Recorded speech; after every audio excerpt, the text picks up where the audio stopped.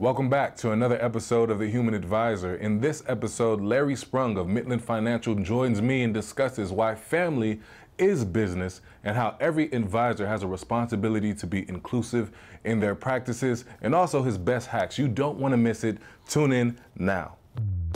I wanted to know, am I helping the people I'm working with, and am I doing it the right way? And that was really what clicked for me to make a move and really move to the RIA channel.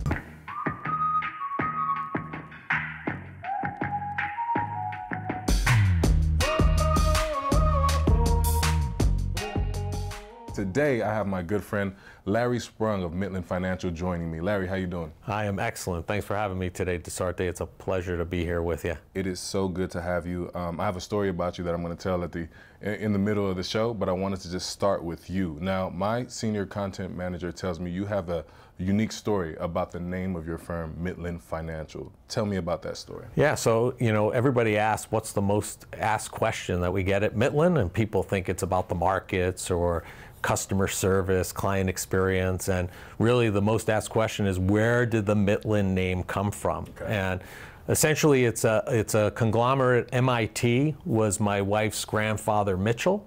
LIN was my mother, Linda. Okay. The interesting thing is they both passed away within several hours of each other. Oh, wow. And literally about 4 or 5 weeks later, I met my wife. And, we like to think that somewhere along the line, these two people met each other and brought us together, and we were able to create this family. And we only found out about it after meeting each other and spending some time together and reconciling where we were. And we figured out that her grandfather, my mom, passed away literally within hours of each other. And when we were looking to form the firm and create a name, and people who knew my wife's grandfather and people who knew my mom, they were two of the best people. They just had all the values and all the instincts and everything that you would want to be encompassed in a firm. You would want to utilize them as a namesake. So we decided to bring their names together and utilize that as the name of the firm. So there is nobody with the last name Mitlin or any relative. It's literally a name that was brought together from those two great individuals. I love that. And when I follow you on social media, I see that you're a family man. You're always playing hockey with your sons. After this, I think you're going to visit your sons, right? To visit them in school as they're in boarding school and college. That's amazing. Let's dive into the concept of family. Early Larry, where were you born? Talk to us about that household dynamic. Yeah, so I was born in Rockland County, which is just probably about 20 or 30 miles north of New York City. And, my household, my dad was a New York City school teacher, and he also did night school when he had to, and he also created a business. He had a food snack business that he packaged his own fruit and nut mixes and sold them to college bookstores. My mom was a stay-at-home mom, so we got a lot of time to spend with her. Unfortunately, and she passed away at an early age, as I mentioned earlier. At the age of 47, she was diagnosed in her early 30s with breast cancer, and unfortunately passed away from it. And that really changed the whole family dynamic, right? We were not a wealthy family. We weren't poor either, but I saw my dad in terms of trying to juggle everything he needed to juggle, right? And he didn't have a financial advisor. He didn't have anybody to help and guide him. He was more concerned of, how am I going to pay the medical bills, and keeping track of that and making sure that my sister and I had everything that we had. So it was an interesting dynamic. We grew up very quickly, but it was a great childhood. I couldn't complain about it. And my mom has, again, she lives on in the name of the firm, and she was a role model to me. I mean, she encompassed a lot of the great qualities that people find in me today, and that's really, she's been such a rock in my life, even though I haven't had her for very long. It's amazing to do these interviews because I feel like I get to know my friends from online in real life. So I lost my dad when I was 12 as well. He was young, strong, like a superhero in my life, and he passed away from terminal prostate cancer. How did that? Thank you. How did that make you feel, right? Like, what did that do to you? You said you grew up young. What does that mean? Because I think I grew up really young, and I still have some of those traits of that time embedded in me now. What does that mean to you? Yeah, so I mean, you know, my mom was diagnosed probably around when I was 13 or so, and then she passed away in my early 20s. So I had a younger sister. I had my dad. So, you know, because my dad had the business, I always tried to pitch in and help him with the business. From an early age, this was even before she was sick. At the age of 11, I had a paper route because I was kind of industrious and ambitious and entrepreneurial. So it put me in a position where I had to look after my sister a little bit more, kind of take a little bit of a role model role in her life, and, you know, make sure that my mom was taken care of, because my dad couldn't be around all the time. He had to go work, and when he couldn't, then I had to step in and make sure that things were happening while I was doing all the normal kid stuff, right? Going to school and playing hockey as growing up, my sister playing soccer. So it was probably that, and that whole experience is really the reason why family is so important to me. As I'm sure you can attest to in your life, sure. It makes you realize how short a time you can have with those important people in your life, and you want to make the best and the most of it. You know, I tell my clients that they should optimize every dollar that comes in. And our rule for cash flow management or budgeting is that every dollar must have a destination. And the older I get in reflecting about my dad and just like what he did for us, I think that you have to optimize every second of time as well. I talk about time affluence all the time, but just as it's important to have a direction with your dollars, it's even more important to have a direction and be intentional about your time. So as I grow up, I'm kind of, you know, really honing in on that. Like, you know, I would rather have a great practice, right, that does what it's supposed to do, provides for my family, but being able to spend time with that family is just as important, right? I say all the time, you could always make more money, you can't make more time, right? You can't. It's the one commodity you can't do anything with. And one of the things that I did, and you know, you might want to keep this in mind for when you start your family. When my kids were born, I started in the summers, I started taking off like a day every week. Actually, I think it was a day a month I started out, and then the next summer I started taking out a day every week in June and July. And then I started June, July, and August. I would take Fridays off. And there are clients still today, and I haven't done that in probably like 5 or 10 years because of the age of my kids, but I have clients till today that still come to me and won't call me on a Friday during the summer because they're like, "You're out with your family, right, today?" And I'm like, "Well, they're old. They're out and about now without me, but they still remember that and they appreciate that quite a bit." So, and it's invaluable. I think business is personal, you know, and I think that the more that we allow our clients in to some degree in our lives, we're able to build a community versus just a book of business. I wanted to ask you about that community. What lessons about money, about hard work? It seems like you were able to observe your dad work really hard. What lessons did you learn with the community that you're around? What did they teach you going through that time as a young adult? Yeah, I mean, listen, I learned the whole, you know, you can't make more time, but you can make more money. I also understood the value and started realizing as I got older, the value that a financial advisor, wealth advisor, whatever the term you want to, you know, plug in there, how helpful that could be to a family. Because I don't think that if my dad had a financial advisor, I don't think that would have solved his problems, right? My mom still would have been sick, he still would have had to care for her, etc. But I think it might have alleviated some of the burden that he had in terms of taking care of everything, taking care of the financial aspects.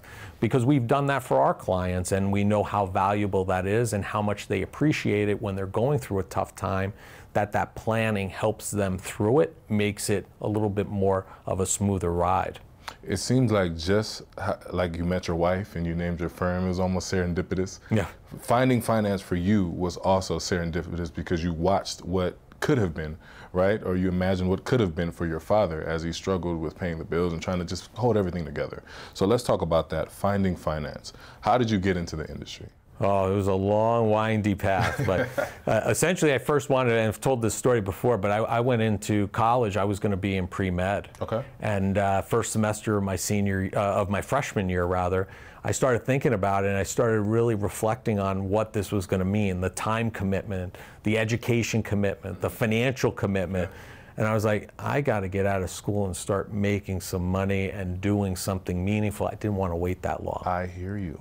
My pockets were, you know, but go ahead. So I figured out, I looked, I had the most credits to being a math major. So I was like, you know what, I'll be a math major. Had no clue what I was going to do. Right. Fast forward to between my junior and senior year of college, I had to get a job because I had to take some classes to make up for that lost time that I missed early on. And a buddy of mine, and I'm going to date myself here, comes to me, a housemate says, I'm just wrapping up my internship with Dean Witter. Oh, wow. The advisor would like to have somebody else. He'd rather get a recommendation from me than get somebody else. Would you be interested? Yeah, sure, I'll take a look. So I took the internship, and I took a job at Denny's at the same time. And long story short, I went to the Denny's job. I lasted there an hour. It was not for me. But you talk about serendipity. I walked out of there, went across the street to get a slice of pizza, and there was a photo studio, portrait studio, that was advertising a job for a telemarketer. And I was like, you know what, I think I can do that. So I went in, I got hired. I was selling Watch Me Grow picture packages where somebody would pay 20 bucks and essentially they would get a sitting every quarter with their new baby and get a photo. Wow. And you know, again, I took the internship at Dean Witter, really enjoyed that. I took the telemarketing experience. I really liked that. I enjoyed it. So you like being on the phones? I did like being on the phones. I don't do that as much now because times have changed a bit, but I took the two together and I said, you know what? I like CNBC. I used to watch it often. I like the markets. I like what's going on at Dean Witter. And again, that serendipitous piece of where my family came from, I'm like, you know what? This feels right, feels good. And I basically ended up getting a role in a financial services firm right out of college. And which firm was that? They are no longer in existence. Essentially, if I'm sure most of the people out there have heard it, and yourself included, the Wolf of Wall Street. It was that type of firm on Long Island. And I knew nothing at the time about the business, learned very quickly, and realized that that was not where I wanted to be or needed to be. And essentially, shortly thereafter, started my career my real career, as I say it, at what's now Morgan Stanley, which was Smith Barney at the time. Let's talk about those early days, right? I think the industry has changed so much, right? When a relationship with an advisor was receiving a phone call about the newest idea that advisor had. Whereas now, a relationship with an advisor is really getting in deep with your goals, your fears, your aspirations for your family, yourself, your kids, right? That's polar opposite. That's polar opposite. So when did you realize that you wanted to be on this end of the spectrum versus being a salesman type of advisor? Yeah, so that all changed for me in the early 2000s. Okay. I started realizing that what got me to the place that I wasn't going to get me to the place where I was going to be. And I had a manager at the time. I was working with the private client group at, it was Bank of America, which then got merged into Merrill Lynch. And I had a manager there that was your traditional salesperson, right? Sales meetings every day, every morning. And she ended up coming to me and saying that, you know, what could we do to be more productive? And I said, well, I can't talk for everybody else, but I'll talk for me. I said, for me to be more productive, cut out all these conference calls. I said, I added it up. I'd get 40 hours a month back. I'm like, that's a full week of work. I guarantee you I'll be more productive if I get those hours back. But it was right then and there that I started realizing that she was really concerned about the corporate environment, the numbers, and that wasn't what I was impressed with, right? I wanted to know, am I helping the people I'm working with, and am I doing it the right way? And that was really what clicked for me to make a move and really move to the RIA channel and start really helping people meet their goals rather than finding products that met their needs.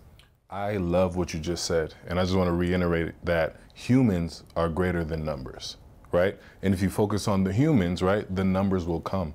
And I think that's something, particularly for emerging advisors, that we struggle with, right? Because we have so much pressure, as you said, like I wanted to make money, I wanted to make money fast, right? But the human aspect, the relationship, the service, giving your client something that they can't find anywhere else, that purple cow experience will ultimately lead to scaling your firm in the way that you want to. So I think that if we focus on those humans, and that's the name of this podcast, right? The human advisor, you'll get to every one of your goals. Growth, success is on the other side of that focus, focusing on that individual.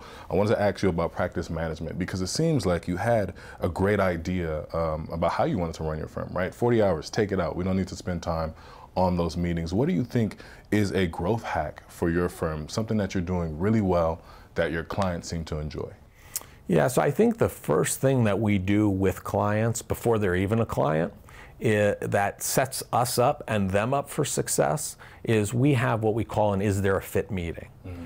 So, and the clients know this, so we call it an is there a fit meeting. It's not like it's an internal term that the client or prospect doesn't know about. We call it an is there a fit meeting. And our first meeting is literally, we want to sit down, get together, get to know them, and have them get to know us. They'll call up, what financial documents do you want me to bring? Yeah. None. That's not what this meeting's about. This meeting is about to see if you're a good fit for our firm, if you have problems or concerns that we think we can help you work through and work towards your goals, then you're probably going to be a good fit, and vice versa. We want you to make a decision if you think we're a good fit for you and your family, not for today, because we don't want to work with you for a year or two or three, but perpetuity. So that's been really a good hack in terms of kind of navigating the space of who's a good client, not just taking on clients for the sake of taking on clients, but really quality, good fit clients. Right. May, to your point, slow down your growth. Yeah. But at the same time, I think that it really embeds that human piece, because now you're working with people that you really want to work with, you really want to know more about, and hopefully they want to know more about you. And we really try to build this culture within the firm, including our stakeholders and our employees, but our clients also, that we're one big family. And that's, we want to know when they're going through good times and bad. And that's really helps, I think, helps the growth aspect of the business tremendously. When did you implement that is there a fit meeting?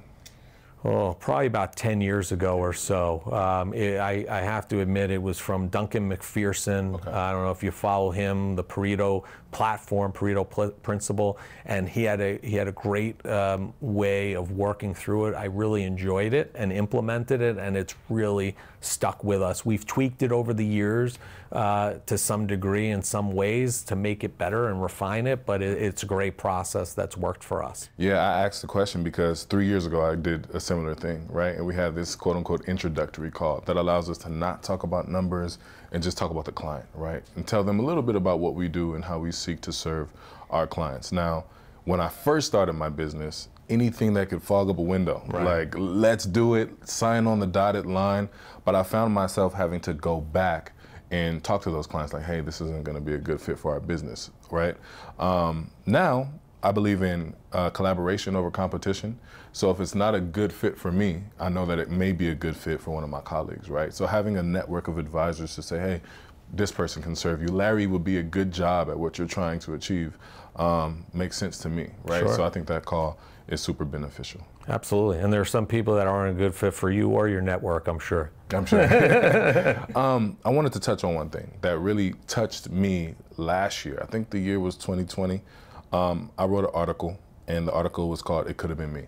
And I wrote it out of frustration of the George Floyd murder, as you know. Yep. And I posted it on Twitter. It was picked up by Financial Planning Magazine and all these different publications, and you saw it. And in that article, I recapped, my experience in driving my car as a college graduate or about to graduate from Cal Berkeley, getting pulled over and being asked if I had any papers. And I'm like, what papers? What are? They're like, probation papers. And I was like, why would you think that about me? Gave them my Cal photo ID, my regular license, Cal alumni sweatshirt on, kind of early celebrating. And it came out. And I just want to say thank you, because you were one of the only advisors that picked up the phone and gave me a call like, hey, I read your article. It was great. And I just want to let you know that I stand with you. Right? Mm-hmm. And I really appreciate that. And I think that that comes from your upbringing. That shows a lot about the values that you have. And it just says a lot about you. So I was waiting for this moment to just tell you that I appreciate you doing that. I appreciate that. And I find that, unfortunately, in the social media world, Twitter, Facebook, whatever platform, it's great making comments and doing DMs, but I really feel there are certain things in life that you still have to pick up the phone, maybe going back to my telemarketer days, pick up the phone and actually have a conversation with somebody to let them know that you support them. Yeah, so I really appreciate that. And thank you for sharing the story, because I think, like a lot of things, people like you sharing those stories can only help break down the barriers and help other people through, you know, troubling times perhaps as well. I wanted to talk about that with you. You talk about breaking down the barriers. I think Mitlin Financial is living that practice, right? Your firm, women, people of color work at your firm, right? One of my good friends, Jarrell Bland, who's your associate, right? You are literally doing what we preach about in the industry and have been for over the last 15 years. My motto for this is push-pull. As a person of color or an underrepresented advisor, I think that I have a responsibility to push those ahead of me forward and pull those behind me through the same doors and give them the same opportunities that I've been able to have.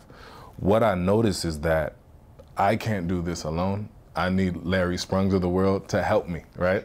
Do this, and you're doing it through your practice. What made you do it? Like, what made you feel like you had a responsibility to give anybody an opportunity to be successful in the industry? When I was looking to hire for the role, I was looking to hire the best possible person that I felt could fulfill that role, regardless of anything. And it just so happened that Jarrell Bland, who happened to be a black advisor, was that guy. And you know, I think we have a responsibility as advisors to hire the best people, because it only benefits our culture at the firm level. It only benefits our culture at a client level. And the reality is, if you look around, not everybody who has money looks like me, you know, plus or minus 10 years. You know, they look like you. They look like Jarrell. They look like Rose, who works in my office. So having that, you know, vision and that culture in there is very helpful. So it wasn't really a strategic thing saying, hey, we want to do this, but at the same time, I'm not going to prohibit bringing in a good person because they don't fit what clients or others think the people at my firm should be looking like. You know, it's just not going to be something that we're going to, you know, tolerate. I think I sat at a conference in 2020, January of 2020 in Orlando, Florida, with Lizetta Braxton, who's been on this show, with Sonia Dreisler, who's been on our other show, Grow, the Grow podcast, and another person from BlackRock. And I don't think that our screams can be heard from the bottom, being an underrepresented advisor. It has to be met with voices and people of the majority to help this initiative be pushed forward, right? So again, I thank you for that. I wanted to ask you one final question. Go ahead. I wanted to say something about that I was a little lax in mentioning. That event, that panel you were talking about, I was there. We met. And that was a life-changing panel, because, and I'll tell you why. The stories that you all shared were horrifying to me. And I had never experienced or even witnessed anything like any of the stories that I heard on that panel. And I literally, that was right after I had hired Jarrell. I literally went back to my office, sat Jarrell down, and I said, I went to this panel, this is what was said, this is what's going on. I just want you to know that if you see anything, you hear anything, whether it's from me inadvertently, not knowing, maybe I'm unaware, or a client, I want you to bring that to my attention, because we will not tolerate that here. You know, and that was a life-changing panel for me, because I had never experienced or witnessed anything like the stories I was saying. So you, I guess, inadvertently helped make some of that change that we have at Mitlin because of your involvement there. So thank you for that. I appreciate you. And you came up to me after, we shook hands. I think I met your wife that day as well. And you've been consistent since then with the phone call, with what you're doing in your firm. And I think that you're a model or an example for how more people should be in our industry. Wanted to ask you one more question, right? And this is the final question that I try to ask all guests, at least when I remember, right? If you could go back and give yourself one piece of personal and one piece of business advice, what would these two pieces of advice be? So, I mean, from a personal perspective, there are two things that I would say. One is, we were talking about family, is I would have started taking time out earlier on. I think that that's something that's very important. I think advisors in general are stressed. And I think spending time with family and friends is something we have to carve out. You know, as Dan Sullivan says, those free days, right? You got to have those free days. That's one. And two, going to the human part, I was very reluctant earlier on in sharing some of my personal stuff, if you will, on social media. Like when I went on vacation and did things, or out in the community. And I think that's something that we as advisors have to share. And I would have started much, much earlier doing that, because I think that that's an important thing, and an important thing for us to humanize what we're doing and attract people that we're working with. From a business side, which that's kind of a business side, the social media piece, but it was more personal than a business decision to me. From the business side, the RIA, going RIA like I did, I would have done that much earlier. And I think that, you know, especially now, I think that that's where the trend's going. And, you know, like I made that comment about 2000, saying this is what got me here. It's not going to be what gets me there. I think the writing's on the wall that that shift is now almost moving exclusively in that direction. And then for those advisors who are looking to create a practice or a business, do it, you know, do it. Get involved, or find a firm that you could become a part of and have a meaningful role in, and, you know, help change the industry. And to your point earlier, make sure you understand that it wasn't built overnight. You have to be proactive, but you also have to be to a point where you're comfortable taking a little bit longer. Great things don't happen overnight, and they always take longer than you expect. Think about building a house or any construction project you ever had. They hardly ever end on time, right? They're always a little bit longer, because those good things are worth waiting for. Give it time and give yourself grace. Larry, yes, you are a gem in our industry. I appreciate you. Before we go, where can people find you on social media, or just to keep up with your podcasting firm? Yeah, so they can find us at mitlinfinancial.com. The website, the podcast is Mitlin Money Mindset, and I'm on every social media platform. You can find me as Lawrence Sprung, except for Instagram, I'm Larry Sprung. But you put in my name, you'll find me. Thank you for watching another episode of the Human Advisor Podcast. If you want to keep up with everything that we're doing here at Altruist, be sure to follow us on LinkedIn, Twitter, YouTube, and Instagram. I'm your host, Asarte Yarnway. We'll see you here again soon.